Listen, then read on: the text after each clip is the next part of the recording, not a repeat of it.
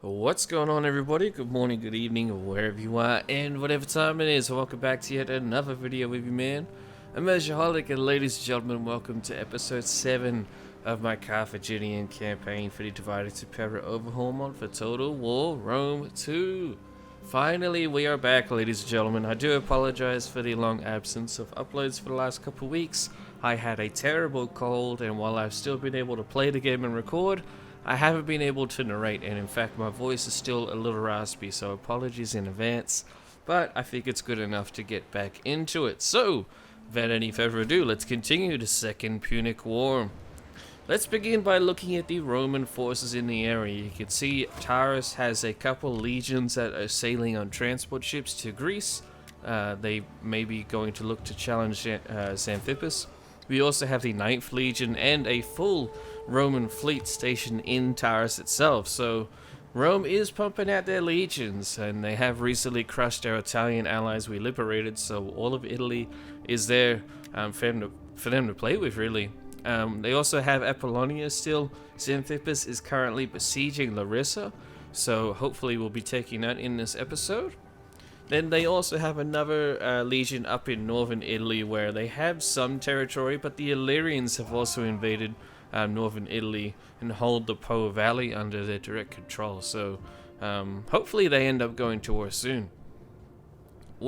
In the meantime, over in Iberia, the Lusitani have taken Corduba from the Turdetani, which is a big problem for us because the Lusitani are allies of the Sicilian Trap that we attacked earlier.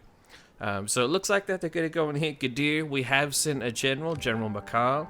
He's typically a city governor, so he won't be the best general, but he is a member of the Barcid household. And then further on the eastern coast of Iberia, we have the Massalians coming in with their many armies. They're quite large, and they are Greek, obviously, so they're going to be a challenge to our forces if they end up being aggressive. They don't like us, and we do have trade with them, but just barely any trade. So really, war could erupt with them at any point. They aren't interested in any diplomatic relations, as you can see here, so that is a big problem. But, I mean, if we can crush the Iberian tribes quickly, maybe we'll have enough weight in Iberia to hold them back and not lose territory. Take the settlement! In the meantime, though, Xanthippus leads the assault on Larissa. They have a very massive garrison here of some proper Italian swordsmen and spearmen. This is going to be a very interesting battle. Let's get into it.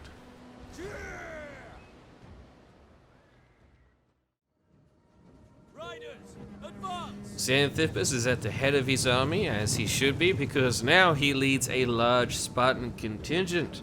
He has a very hoplite-focused army with a Spartan contingent, a Greek mercenary contingent, and then we also have the Libyan Phoenician contingent. He has cavalry marching ahead of the column. We have a very large battlefield here, using the large battlefield submod. So we're sending forward our Tarentine cavalry right here. They're staying close to the army. And you can see it's quite mountainous terrain early on. Thankfully, though, the Romans aren't going to contest this hill for us, but unfortunately for us, though, they have a massive hill in the distance. You can see that their army has positioned themselves on top of, and there's absolutely no reason for them to come down off that. They are defending, we're attacking. We need to take Larissa before the reinforcements from Italy arrive. Our Numidian cavalry is very far forward ahead of our main army, though, so they'll be watching the Romans for us. And here you can see just how steep this massive hill is that the Romans are essentially camping on. This is the beauty of the large battlefield submod. You have battles like this where the AI can defend positions that are very, very powerful. And so the Romans have excellent positioning. They even have their army in a good composition. Skirmishers in front, followed by spearmen, and then their very good swordsmen behind. Even though this is just a town garrison, the Romans probably have the single best units for garrisoning towns, which is a mixture of good spearmen and good swordsmen. So going to be a very challenging battle indeed. We're going to have to play it right in order to not mess it up. We have Xanthippus at the front here. Right behind him is our Spartan contingent of proper Spartan warriors who have joined the cause after Sparta was liberated. Behind them we have the Greek mercenary contingent, followed by our Libyan Phoenicians. And of course we have Balearic slingers on the flanks. The army begins to hurry up and double time it since the Romans aren't pushing forward into the battle at all. We can see a nice little juicy close-up of Xanthippus with his Carthaginian sacred band, personal guard. You can see him with his shield there, the large Spartan A symbol there. They'll be marching directly up over the hills here just in case the Romans do try to challenge us, but it doesn't look like they're moving at all. So yeah, looks like we're going to have to find a way to draw them down off the hill, or at least find a way to get up there. In the meantime though, on the left hand flank you can also see we have our Lusitani warriors. They are actually combing their way through the forest, and they'll continue all the way up to the mountainside if the Romans hold their position. We have 3 squadrons of Lusitani swordsmen here, pretty good swordsmen. Hopefully they'll be able to do a nice outflanking charge. While our army pushes forward though, we're going to send forward our cavalry. We have 1 Numidian skirmisher unit and then 1 Tarentine cav unit, both of which are very fast, very good in melee combat, and they also are skirmishers, so hopefully they can get some easy kills. While they do that, our army, you can see in the distance, will be marching in behind and just presenting themselves in front of the Romans on the flat ground to try and entice them to come fight in an honorable manner. We have the enemy captain of the garrison right here. He is in a cavalry unit, so our skirmishers will try to draw him away. Numidians get a little bit caught up there from the charge from the Romans. Not too much of a big deal. They'll lose just a couple men, but we'll ultimately kill more of the guard's personal guard there. Of the captain's personal guard, sorry. And we will draw them away, but the captain is actually pretty intelligent and will turn around shortly after. And he has slingers nearby. The garrison actually has quite a few slingers in their army, so they're going to push our men away, and they'll wait down the hill for further chances to harass the enemy. The captain also, you can see, goes on the other side of his army anyway, so there's nothing we can do. Here's Xanthippus there, harassing the Romans and trying to basically bait them down onto the plains. He has his hoplites positioned in a single solid wall, as hoplites should be. To his right over here, or to our left, we have Spartan contingent, and here we're going to be seeing a lot of our Spartans hopefully get into battle. This will be their first actual proper battle with Xanthippus, so that will be interesting. That section I highlighted there is the Spartans, and then on the far right hand side we have our Greeks, and then on the left over here we have our Libyan Phoenicians. You can see they're actually at an angle and positioned back slightly compared to the rest of the army. That's because we're hoping the Romans will come down, they'll charge into our hoplites, and then the Lusitani can charge out of the forest and outflank the enemy. But that's if we can get the Romans off the hill. Hopefully with our slingers we can get them to do that. And so we begin by moving forward our whole army into position, and then our slingers move up.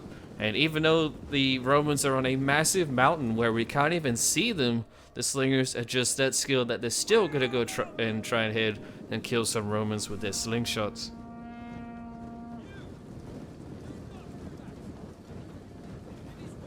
Here comes the first barrage. You can see, despite the massive distance that these slingers are shooting at, they are actually getting some pretty solid hits, and within a couple volleys we're actually going to see the Romans start to take some pretty massive casualties. Because they are just garrison troops, they're quite disorganized as well, so they're going to be running around a little bit, acting a little stupid and taking some unnecessary losses. They do have some shields, but I mean, they need to point them our way in order for them to be effective, so they will take some losses. While our slingers are harassing the enemy, our cavalry will also charge in and try to kill the captain of the garrison. His personal bodyguard takes massive casualties, and it will rout off the field shortly after he is killed himself, just after his horse bucks him off. The rest of the army of the Romans does end up pushing our cavalry away yet again. We will take some minor losses, but overall our cavalry is doing excellent in harassing the enemy, and now we've just taken out their leader, so they should be even more disgruntled and disorganized. After a few minutes pass, our cavalry is back down on the plains and actually end up charging a single roaming unit that did come down off the mountain. It is just a slinger unit, so our cavalry should be more than enough to take it on, but the rest of the Romans aren't coming down just yet, unfortunately. To try and goad them into attacking us, we do send our cavalry uphill, and as they begin moving uphill, the enemy swordsman charges down. It's not a very good charge for us at all. We will take some losses for this, but we really have to try to bait them to come down off the hill and get out of position. We have enemy spearmen following up behind their swordsmen pretty closely, so those cohorts are going to pose a pretty serious danger to our cav.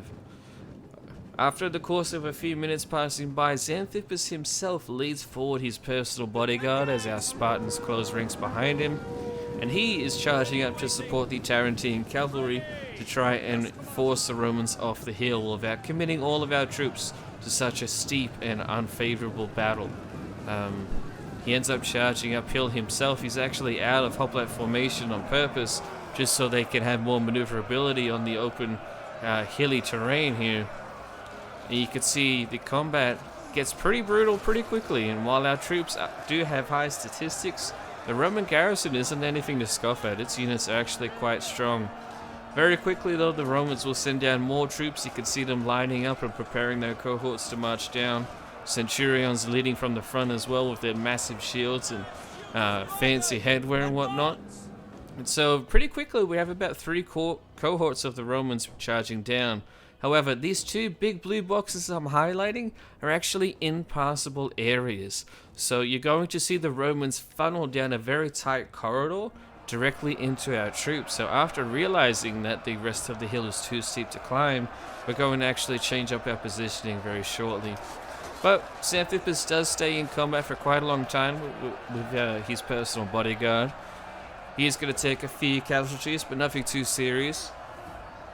He is, after all, fighting with the Carthaginian Sacred Band, the best hoplite unit that we have on offer. However, now he is going to fall back from the hill just far enough away so that the Romans don't have the advantage, and the rest of our troops can now finally get involved in the fighting. It's not going to be ideal, but it is good enough, and the Spartans are finally going to exhibit their skill in melee combat.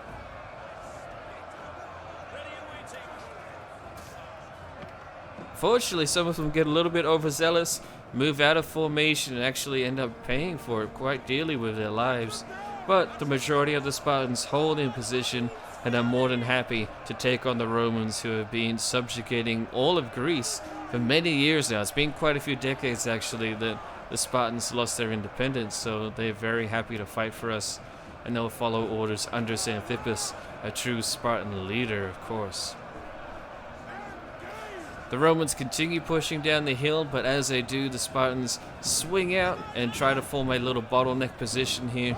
And then our men get into hoplite formation and then slowly begin pushing forward, quite literally squeezing the life out of the Romans as they get crushed by our hoplon shields as the Spartans push forward. Meanwhile, on the far right hand flank, we're going to send forward some of our hoplites. We're going to be sending forward also some cavalry with them. This will be our Numidian cavalry, and they will be supporting our Greek mercenary hoplites. We only have 3 units of them, not a massive amount, and then the rest of the Roman army sees this maneuver from us and will actually march up to try and anticipate and intercept our moves. So to try and counter this, we're actually going to have our Greek hoplites push deeper onto the hill, and in the meantime you can see 3 more hoplite units will be coming up, and that is our Libyan Phoenicians. They'll be coming up, and in theory we plan to crush the Romans in between those 2 sets of units as well. While that's going on, of course our Spartans win the day and end up crushing the Roman units that did come down off the hill. They end up getting surrounded and utterly routed, and they will get slaughtered. Some of them will escape, but it doesn't matter because we are attacking the town itself, so if we take it, then they all die. Xanthippus and his Spartans will get a little bit overzealous and end up charging directly up the hill, absolutely filled with fury against the Romans. They're subjugators for many years now, and so Xanthippus leads the charge straight up the hill that he was just trying for so long to bait the Romans off. It wasn't the best tactical move ever, however, the Spartans are able to handle it. They're going to fall back slightly down the hill, just far enough so that they can get into a formation, and then they'll be trying to fight the Romans there. Meanwhile, on top of the hill, our cavalry are outflanking the Roman units who have engaged with our Greek mercenaries. Overall, it's not too serious for us up here. The Romans are quite disjointed at this time, and their swordsmen are getting pieced off from the rest of the army. You can see here another single unit will be charging against our Libyan Phoenicians. They charge directly into a hoplite wall, and while we will take some losses, we should win that fight over time. However, we're going to try and push the fight in our favor even more by surrounding them further with extra hoplites. You can see them in the background to the top left of the screen.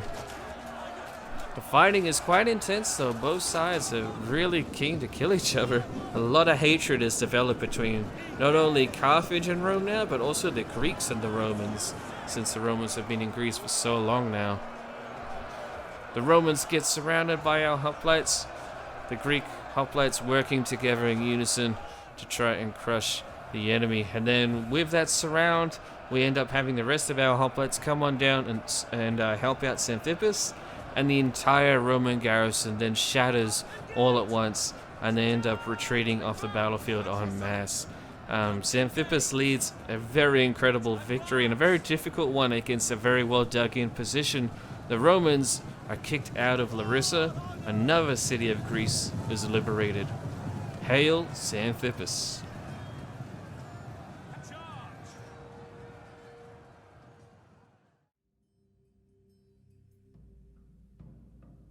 There we have it. We have a decisive victory. We only ended up taking just under 200 casualties, most of which was with our Spartans, although they will be pretty easily replaced, and our cavalry also took some losses.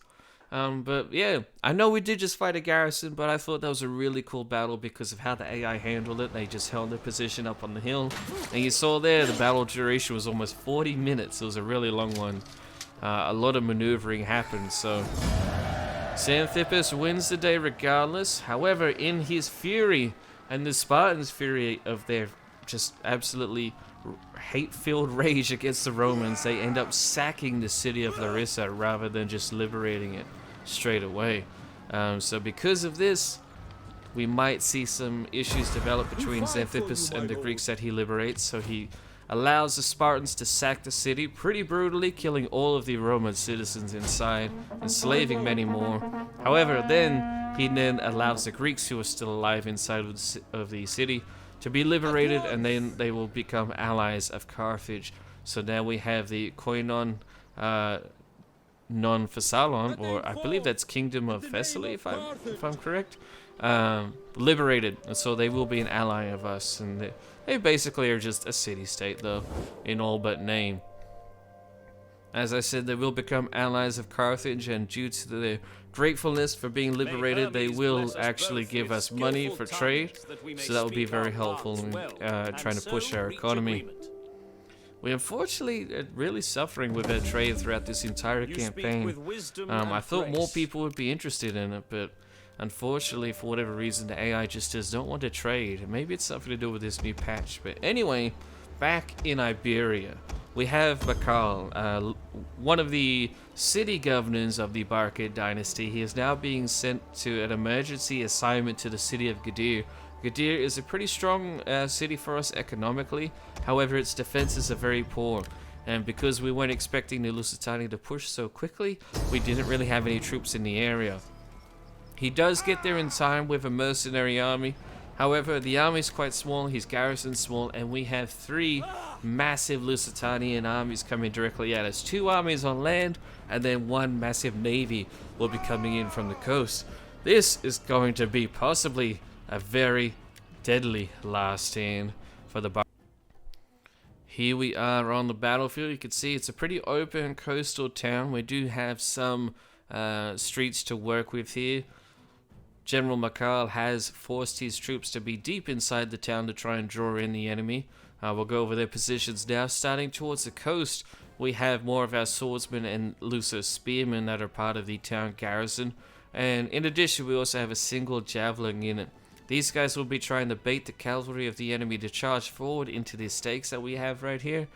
If the cavalry does it, then we might be able to get some easy kills, because we do have a lot of enemy cav coming in. Over a dozen units of cav, all things said and done. Then you can see the rest of our army is stationed more towards the town square, where we have basically a mirroring formation for both choke points. We have citizens in the front, followed by skirmishers. Then we have our loose militia spearmen, and then in the rear we have our more elite hoplites, or more professional hoplites is a better term. We then also have 2 more sets of hoplites in reserve over here. You can see them just chilling. They are Phoenician mercenary hoplites. There's General Maccal himself with his awesome little leopard skin. He's been a city governor for a long time, but this will be his first major battle. And then more towards the coastline, we have 2 sets of militia spearmen, followed up by a single professional hoplite unit. So really, this is going to be a pretty pitiful last stand, but we're trying our best, man. We're trying our best. We do have 2 sets of Carthaginian Marines that will be coming in, and they will hopefully provide some very much needed support for the battle. But yeah, all things said and done, this is going to be a rough one. The Lusitani do have a lot of cav, as I said, but we're going to try and send out 2 units of cavalry outside of the city. They will march out to the forest that's in the rear of the Lusitani army, and then they will come in when needed, hopefully at a crucial time. You can see right here that the Lusitani actually have guerrilla deployment, so their units of cavalry are marching way further ahead of the enemy army. They have their infantry back up here in the rear, but then they have way more that will be reinforcing them. Remember, we have 2 full armies of Lusitani warriors coming at us, plus a large navy that you can also see in the distance as we get past our lighthouse over here. So it's going to be a very tough battle indeed. Perhaps if we can draw the Lusitani down these city streets, then that will be enough to swing the favor of battle towards us. But we begin actually with some pretty good sights. You can see the enemy cavalry taking losses on the stakes there. However, the enemy cav is made up largely of skirmishers, so they will be getting a lot of easy kills on us, and while they will suffer for it from our skirmishers and our other traps that we have inside of the other streets, they're not really going to suffer too much casualties, at least not until they begin charging in. But the traps do help out a little bit, so not the end of the world. We also do have barricades, which might provide us with some cover. We'll then also have the Lusitani Navy coming in. They have a lot of slingers, unfortunately, in this Navy, so because they are Balearic slingers, they're going to have a very long range.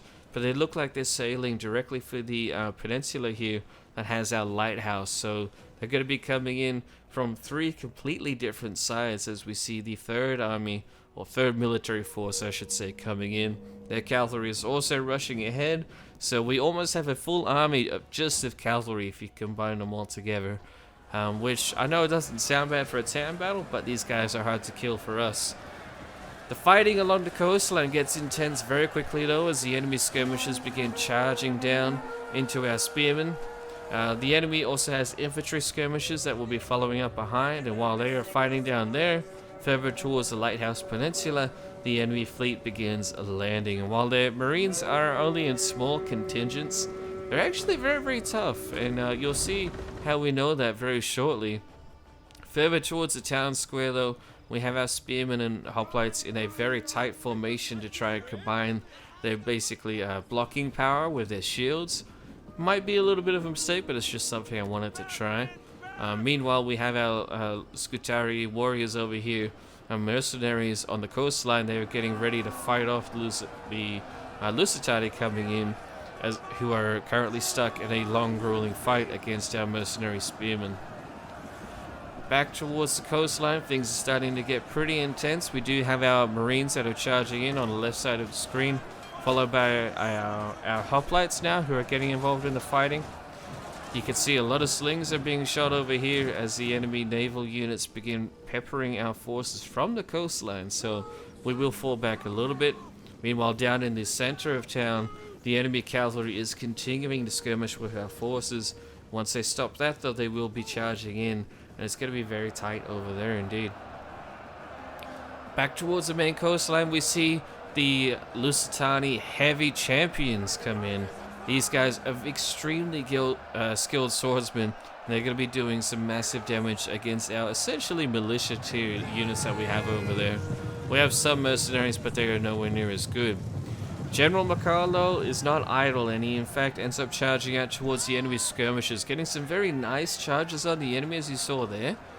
But again, for whatever reason, it takes a long time for him to actually rout any of the units or get all that many kills. He had an excellent charge there, but he only killed about 17 or so of the enemy. So while it doesn't sound terrible considering how small that unit was, it wasn't very good. And that was a really nice charge that he had. He has another good charge here where he gets to tie up 3 sets of the enemy skirmishers, but he won't get many kills. While he's doing that though, the middle of town is faltering. The enemy cavalry is charging in en masse through the barricades. You can see they're breaking through down there, which is not good. However, we have our own cavalry come in along the coastline now and try to charge into the rear of the enemy Lusitani warriors. They are hitting the Iberian champions, which is good, but their charge is disrupted because the enemy just has so many units over here. You can see all the different men and units that are combined. The coastline is not looking good at all for us. Maybe if it was the only army attack here, we could handle it, but they're pushing through very strongly right now. We're actually having to divert forces from the coastline back towards the center of town, actually, just to stop the single gap that we do have forming up back there. You can see here we also have one of our cavalry units peel off to try and deal with this one single Lusitani unit. It's not very strong or powerful, and it's not a very big unit, but if they did get through that barricade, then they would be able to outflank any of our choke points. So that's why it's so vital that our hoplites and cavalry work together here to crush the enemy before they can get into the middle of town and really do some serious morale damage to our units. Speaking of morale damage though, our cavalry is now getting wiped out. We only have one more unit left after that one, and it is also getting some pretty severe casualties dealt against it. We have our hoplites in the center of town trying to hold out, but it's been a long time now, and they do end up routing. And you can see towards the beach, the Lusitani get a major breakthrough. General Maccal is trying to make a last stand with some of his hoplites nearby, but the hoplites get surrounded. From that, they end up routing, and then General Maccal himself is killed on the battlefield. The city of Gadir falls to the Lusitani, and the Barcid dynasty suffers a major setback in the Iberian campaign.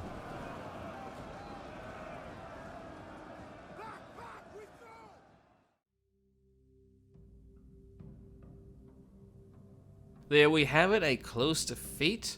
You can see we faced over 5,500 Lusitani warriors, where we had only 3,700, mostly composed of militia tier units and lowers, so that was really poor for us.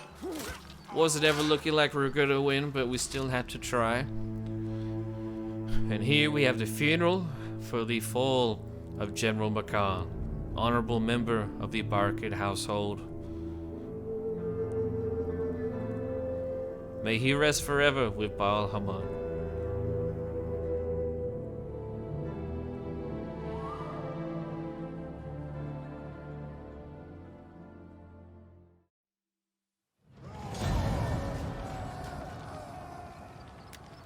As you can see, the city is taken, and we lose our entire army and garrison that was stationed inside. It was the Barcid's second army. We did kill a few units of the Lusitani, so it wasn't a major loss. It was a major loss, but it wasn't a total loss, I should say, perhaps. However, immediately we begin trying to recuperate and raise the second Barcid army yet again. This will be happening, however, across the ocean, across the water, in the city of Tingis. Tingis is a major capital city in Western North Africa for us, so we're going to be recruiting some local African units in addition to hiring some of our typical mercenaries. But we'll be getting Numidian cavalry, elephants, archers, you name it. We're going to be getting a lot of mercenaries there very quickly. Meanwhile, back in Iberia, we can see the Lusitani currently have 3 cities that they are being able to reinforce, but the key seems to be Cartuba. So Hamilcar, instead of marching to Gadir to take on the enemy armies, is just going to march straight towards Cartuba before the Lusitani have a chance to try and reinforce the city with, extra walls or perhaps extra troops. There is a general just stationed outside of it who is preparing to recruit an army. He gets caught completely off guard though, and Hamilcar actually leads a very successful sneak attack against the Lusitani at Cartuba. At once! He enslaves the captives and then begins marching on the city. The garrison is already wiped out, so that won't be much of an issue at all. And then he ends up looting the settlement to try and get whatever money he can to help support the war against the Lusitani. Ready for orders.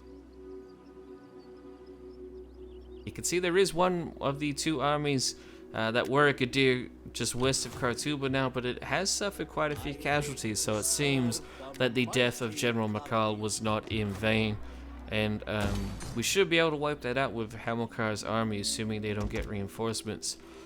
Meanwhile, while he is rebuilding Khartoum, we have a new general rebuilding the second Barcid army at Tingis. This general's name is Idibal. General Idibal is new to the Barcid dynasty. He hasn't really done any governor work or anything like that, so he's going to be pretty raw, which is a little concerning, but he has the power of the Barcids at his side, and so he's going to be getting a very large mercenary army very, very quickly. Meanwhile, our third Republican fleet, led by the Barcids, will also march towards Gadir, or sail towards Gadir rather, and they will begin a blockade of the city immediately. While they are our biggest fleet, they're still bigger and better than anything the Lusitani have to offer, so if they do challenge us on the sea, they're more than welcome to do so. Good luck with that. General Idibal ends up launching a siege of the city of Gadir. They still have a large army inside of it. Unfortunately, before our third fleet could begin their blockade, the Lusitani fleet does manage to escape, and they fall back to western Iberia. However, we have trapped one of the Lusitani armies inside of the city, and hopefully they haven't changed too many of our buildings already. We'll get some slingers though, and get some extra units, such as some spearmen, and now the second Barcid army will be ready to march against them. While that is happening though, Hamilcar is still trying to rebuild Khartoum, but with the Lusitani army depleted and right next to the city, he has to chase it down. So he does chase it down, although it is a river battle, so it was quite costly. I did fight it manually, but I'm not going to bother showing it to you guys. It was just a very long battle that didn't really have too much question to it, and we have more interesting battles coming up anyway. But yeah, it is what it is. We get a decisive victory. We lost about 500 or so men, most of whom were our cavalry or our Iberian and Italian mercenaries. March! Is that all, my lord? The Lusitani army is wiped out, thankfully, so that is one less army we need to worry about, although we do need to get Hamilcar back towards Khartoum so he can try to get some reinforcements and reinforce the city as soon as possible. Meanwhile, towards Gadir, we have the second Barcid army and the third Republican fleet launching a combined amphibious assault on the city. Instead of fighting this though, I am just going to go ahead and auto-resolve it. We need to get going, and it's obviously going to be a win for us anyway. So the city falls, we do take some casualties, but our mercenaries are very expendable and very replaceable, so we're not too worried about them. It is a Carthaginian city though, so we will just peacefully occupy it.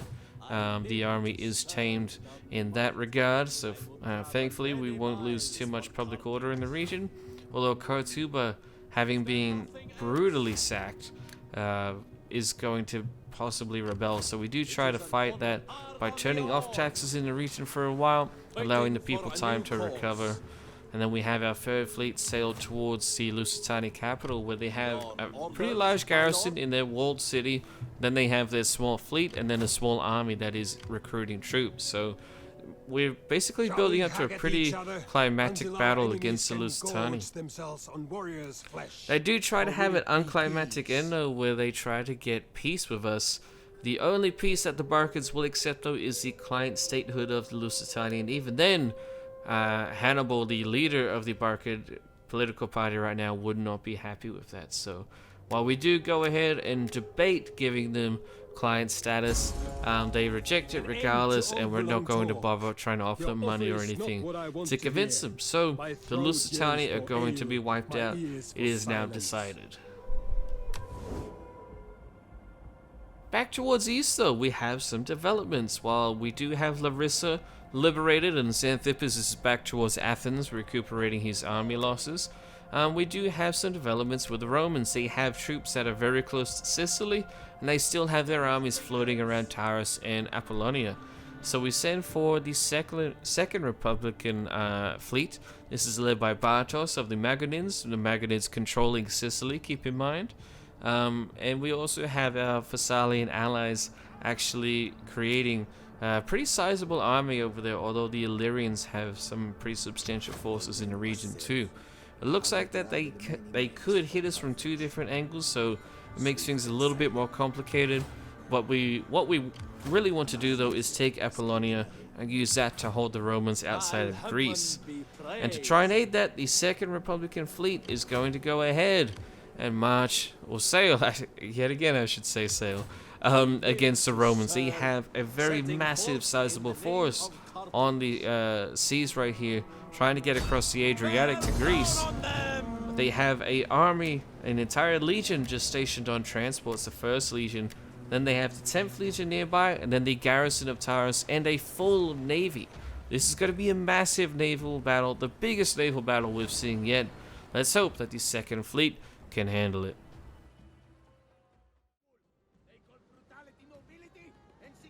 Here we are on the battlefield, ladies and gentlemen. We have a naval battle worthy of showing to you all. As you can see, we have a massive amount of Roman forces coming at us. We have a massive legion completely at full strength, and if anything over strength, just chilling on their transport ships. They do have some mercenaries that have some longboats there. However, they also have a proper actual military navy coming at us. This is their first Roman fleet, actually. We haven't really taken on a proper fleet from Rome yet, so combining this with full legions of transports, that's going to be really hard for us to do. However, the Romans are inexperienced, and their ships are not as big or as well handled as ours, so hopefully we should be able to take care of them. But we're going to see the Romans split up along those arrows I was just showing you there before. We have our fleet begin sailing in formation. While we're sailing, our smaller ships slightly ahead of our larger ones, but once we get into battle formation, you'll see our bigger ships take the lead. We were sailing directly towards the enemy transports, but now we're actually going to do a very hard 90-degree cut to the right, and then we're going to sail forward yet again, because we want to focus on dealing with the Roman navy itself before we actually end up attacking the transports of the legionnaires. Hopefully they will form up on this green line here and face directly off of us, but as we can see with these groups of ships that I'm circling, the Roman navy has actually spread out a fair bit, so that's going to force us to spread out in order to avoid outflanking and thus avoid easy ramming. We have a close-up here of the Roman ships sailing forward. They're looking very, very cool, but their ships are a little bit overpacked, so we don't want to get into a melee fight with them, because that would essentially just turn these naval battles into land battles, and we know that the Romans can beat some of our marines in hand-to-hand combat, to an extent. But there we see instantly why we want to avoid melee combat as well. The enemy ships immediately explode on impact against our own ships. The Romans do try to ram all of our ships, and while some of our smaller ships will take a couple rams to actually kill the enemy, our medium and then large size ships get instant one-taps on all of these Roman units. So you can see a lot of explosions happening across the map, where the enemy ship literally can't handle the strength of our larger ships, and so the enemy just basically implodes on itself, and thus making it look like an explosion. It's pretty brutal, and the center of our formation begins to push through, although the Romans do have some smaller ships that will sneak through the cracks of our line and try to begin outflanking our troops, which is annoying because we don't have a third line of ships that is staying back to try and scoop them up, so that might be something I need to think of in the future. Although about half or 3/4 of our navy are archers, so you can see the Romans here, even though they did manage to board one of our ships, they're getting rammed to death, and they're also getting smashed by our archers. Our archers getting a lot of kills right here, and before the Romans can even do anything really substantial in the boarding, their ship is rammed to death. It sinks to the bottom of the Adriatic, and the Romans are suffering massive casualties. While that was happening though, the enemy gets reinforcements of more naval military ships, and the enemy transports have finally caught up. Looks like they're trying to perform a pincer movement against us with their center hanging back pretty far. So we're going to try to form up our naval lines yet again. However, the enemy still has transports that are too close to our own ships, and thus we have to actually push forward and attack them ourselves. You can see they also have some pretty good troops coming our way as well. And unfortunately, the tide was not always in our favor, and some of our naval ships are starting to be caught off guard and taken too close towards the enemy transports. They get boarded, they get surrounded, and when they're separated from the main fleet, they get hit pretty hard. Now we're going to try to focus really hard though on swinging around to the right hand side along those red arrows you just saw. And we're trying to pull back away from the left side of the enemy formation, because all of our ships can one-tap the enemy transports. That's really important to keep in mind. So while we are trying to focus on killing their warships, we hit their transports as well, especially with our smaller ships. They are all essentially going to be blown up or do that little implosion again where they sink to the bottom of the Adriatic for essentially no cost, at least not really for our smaller ships. As our right wing begins to do really well, they're going to swing around and try to support the center that is now getting bogged down against the enemy. The enemy has somehow managed to board several of our ships now, although we are using our smaller support ships to move in very quickly in and out of the lines and try and offer support by ramming the enemy ships before they can completely board our own. You can see here the fighting on these ships themselves is actually quite brutal. They have Agriani and Axemen here as well, which is not a unit that you want to be fighting in hand-to-hand combat. Our Marines are fighting very bravely, especially considering that ship was on fire. But we will suffer some pretty substantial casualties. There's no way of getting around it. The Romans outnumber us essentially about 3 to 1. And while our ships are far better and our crews are far better trained, numbers and quality of the Roman troops in hand-to-hand combat does play a massive factor. Here you can see our admiral actually gets caught off guard. Very concerning for us, but then he's saved just in time as one of the enemy ships is exploded. And the Romans begin to waver, they waver, and then they begin to retreat en masse. The entire fleet is either entirely destroyed or they rout, and then they are entirely destroyed during the rout as they try to flee. The Second Republican fleet wins their biggest battle ever, at least so far.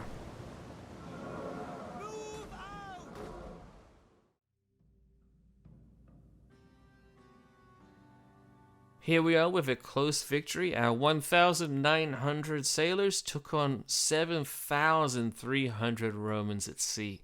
That is a monumental achievement for our troops. While we did suffer some pretty big casualties, though, we lost half of our army. In fact, over it just by a little bit. It still seems to be worth it to me, though. The Romans had a very good army there, a couple legions that did get wiped out before they were able to engage in melee combat against our land forces. So while we did suffer, it's not going to mean a massive amount. And we will actually go ahead and ransom the captives too, just so we get a whopping 14,000 back in ransom money. And the survivors of that battle will feel dishonorably enough anyways that hopefully they'll be too ashamed to try and sail against us yet again. We shall see, though. The Second Fleet, though, will pull back towards Syracuse and use the city's population to recruit troops. We then have yet another declaration of war. The Kempsi, allies of the Lusitani, are now declaring war against us. They have a settlement, which is their early settlement actually, just northwest of Corduba. Not really a big threat, but it does demonstrate that the Iberians are beginning to unite their forces against us. We have the Vitones, the Kempsi, and now the Lusitani declaring war against us. In addition, we also have the Romans launching another invasion of Sicily. They have one single legion on the north side of the island, looking like they're marching towards Panormus. So what we're going to do is send the Second Republican fleet towards the city to try and support our allies there, which is a Punic-controlled city-state. And then we also have our Magadin army surrounding the Roman legion from the east. So the Romans, even though they could try and take the city and do pretty good damage against it, they are essentially boxed in. So hopefully we will be able to wipe out that legion in the next one. And we also have Roman legions stationed in northern Macedonia that are causing issues and are hunting down our Thessalian allies. Their massive army from Thessaly, has been almost wiped out. And Xanthippus is leading a counterattack against the Romans yet again by attacking the city of Apollonia. At least he will begin his siege. However, we won't continue that siege in this video. That will have to wait for the next one. So ladies and gentlemen, I really hope you guys have been enjoying the series. Thank you very much for your patience in me being away with a cold, but I'm back. Ladies and gentlemen, thank you all so much for watching. I hope you guys enjoyed, and I shall see you in the next one.